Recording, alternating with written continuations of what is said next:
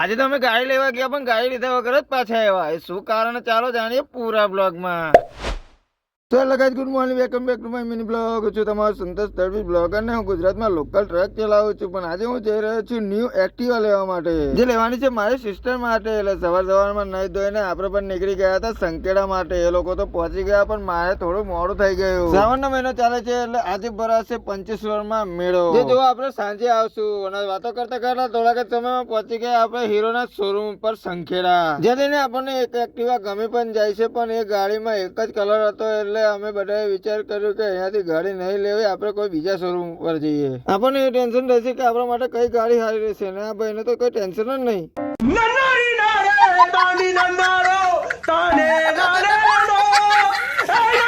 એના પછી બાઈક ચાલુ કરીને અમે નીકળી પડ્યા શંકરા બજાર તરફ. શંકરા બજારમાં થોડુંક કામ હતું, એ પતાવીને આપણે જવાનું છે ટીવીએસ ના શોરૂમ ઉપર સુંદરવન. થોડાક સમયમાં પહોંચી જઈએ છીએ સુંદરવન ને, જ્યાં જઈને આપણને આ બે એક્ટિવા પસંદ આવે છે. વારંવાર પછી ટ્રાયલ લઈએ ને પછી ડિસાઈડ કરીએ કે કઈ એક્ટિવા લેવી છે. જેમ કે મેં તમને પહેલા જ કીધું કે એક્ટિવા લેવા જ્ઞાન લીધા વગર પાછા આવ્યા. હું કારણ કહું, જેના નામે એક્ટિવા લેવાની હતી ને એ ભાઈ પાસે પાન કાર્ડ નતું, એટલે સૌથી પહેલા અમારે પાન કાર્ડ જ કરાવવાનું રહેશે. એટલે આપણે આ ગાડી બીજે દિવસે લઈશું ને. આ બ્લોગ કેવો લાગ્યો તો કમેન્ટ કરીને જરૂરથી જણાવજો અને લાઈક, ફોલો, શેર કરી દેજો.